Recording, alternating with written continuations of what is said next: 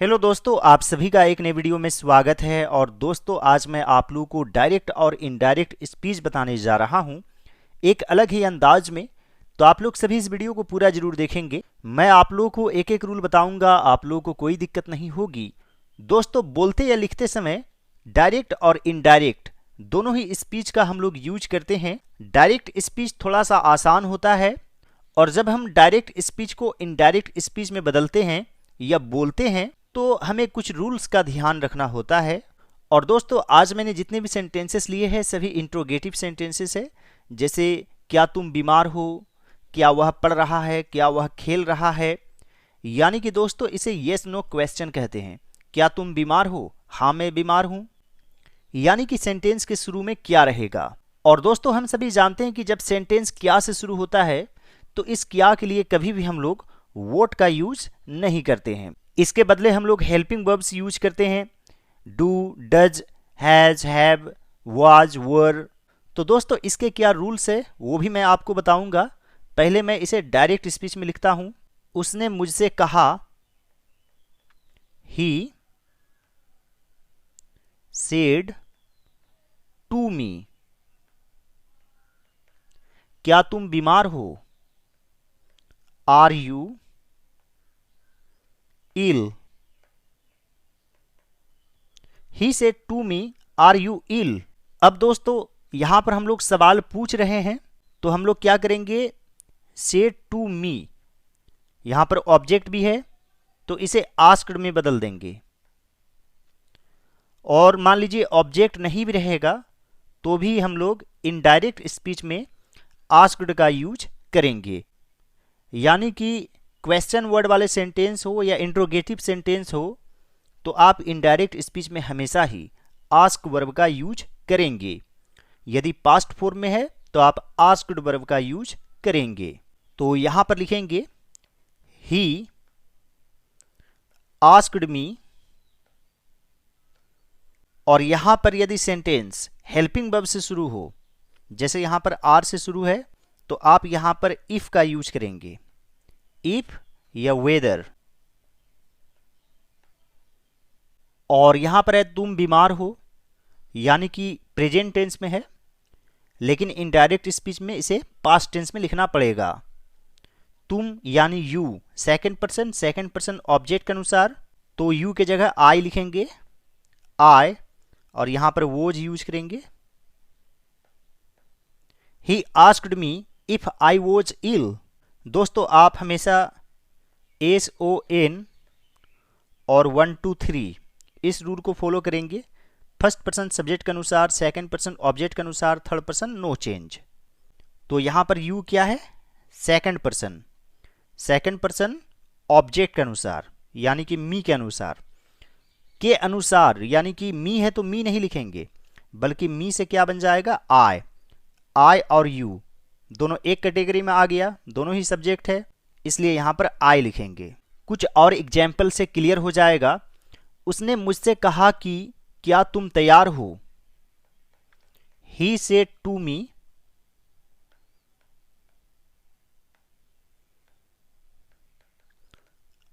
Are you ready? He said to me, are you ready? तो यहां पर लिखेंगे ही, और सेड टू के बदले क्या लिखेंगे, आस्क्ड। मी, यहां पर इफ यूज करेंगे, यू सेकंड पर्सन ऑब्जेक्ट के अनुसार आई हो जाएगा, और यहां पर वोज लिखेंगे, ready. He asked me if I was ready. उसने राधा से पूछा कि क्या तुम अंग्रेजी जानती हो?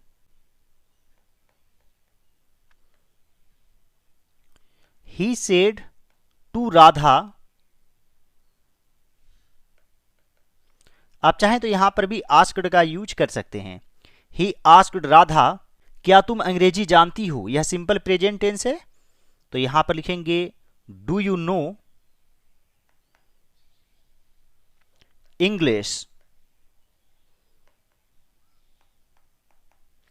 तो यहां पर सेंटेंस हेल्पिंग वर्ब से शुरू हुआ है, तो हम लोग इनडायरेक्ट स्पीच में इफ का यूज करेंगे। यहां पर लिखेंगे he asked Radha if you second person Radha के अनुसार, तो इसके बदले शी यूज करेंगे और सिंपल प्रेजेंट टेंस को सिंपल पास्ट टेंस में बदल देते हैं।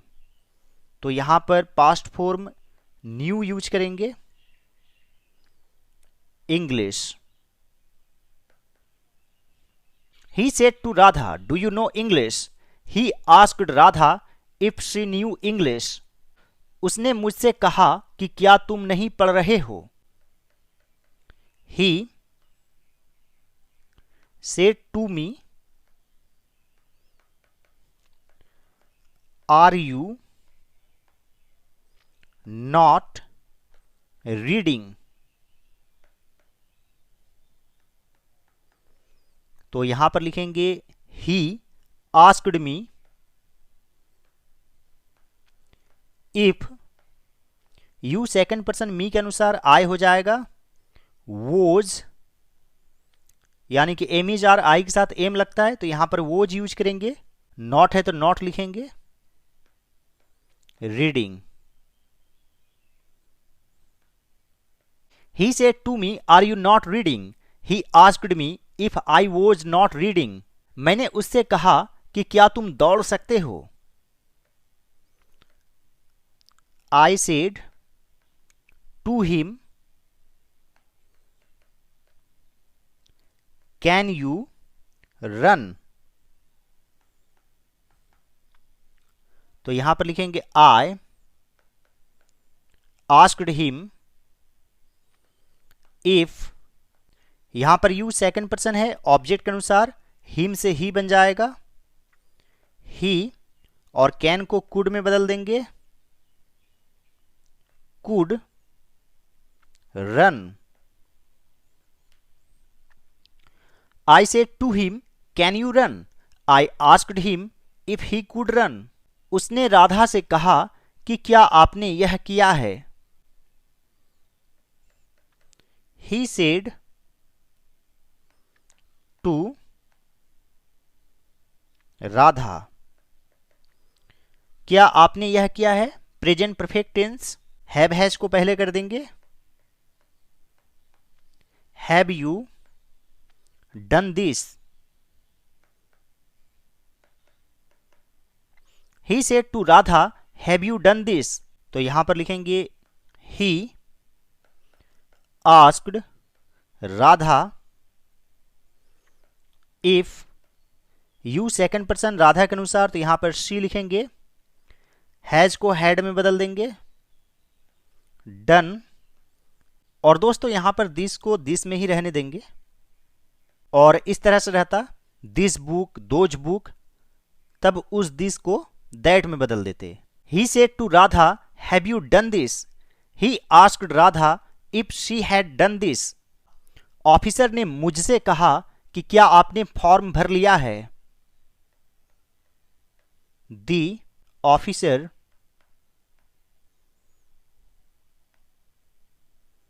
said to me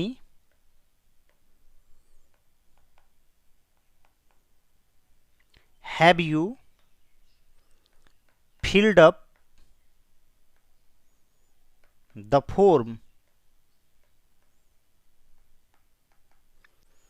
The officer said to me have you filled up the form। तो यहां पर लिखेंगे The officer asked me if, you second person me के अनुसार आई हो जाएगा, यहां पर हैड यूज करेंगे, filled up the form. The officer said to me have you filled up the form. The officer asked me, यहां पर me लिख देंगे, if I had filled up the form. हमने उन लोगों से कहा कि क्या आप लोग व्यस्त हैं। We said to them,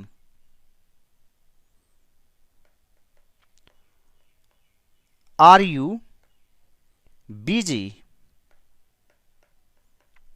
तो यहां पर लिखेंगे we asked them if they, you object के अनुसार, तो देम से दे बन जाएगा, इसके साथ वर लगता है। Busy, we said to them are you busy, we asked them if they were busy. Sita ने राधा से पूछा कि क्या आपके पति एक ऑफिसर हैं। सीता पूछना रहने से आप यहां पर भी आस्क्ड का यूज कर सकते हैं। Radha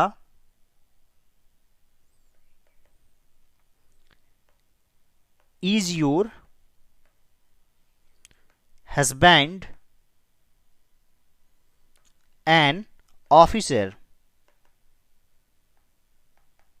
Sita asked Radha is your husband an officer. यहां पर लिखेंगे सीता आस्क्ड राधा इफ, यहां पर है योर, सेकंड पर्सन राधा के अनुसार, तो योर से बन जाएगा हर। इफ हर हस्बैंड, और ईज को वोज में बदल देंगे, was an officer. Sita asked Radha if her husband was an officer. शिक्षक ने मुझसे कहा कि क्या आप अंग्रेजी बोलते हैं। The teacher said to me do you speak English. तो यहां पर लिखेंगे the teacher asked me if, you me के अनुसार आई, और यह सिंपल प्रेजेंट टेंस में, सिंपल पास्ट टेंस में बदल देंगे, spoke English. The teacher said to me do you speak English. The teacher asked me if I spoke English. दोस्तों यहां पर आप लोग के लिए एक सेंटेंस है, उसने मुझसे कहा कि क्या तुम बीमार हो। तो इस सेंटेंस को आप डायरेक्ट स्पीच में भी लिखेंगे और इनडायरेक्ट स्पीच में भी। आप लोग अपना आंसर कमेंट बॉक्स में जरूर लिखिएगा। और दोस्तों इस तरह से मैंने जितने भी वीडियोस बनाए हैं सभी वीडियोज को बारी बारी से जरूर देखेंगे, आप लोगों को एंड स्क्रीन के रूप में दिखाई दे रहा होगा। All right friends, thanks for watching, have a great day.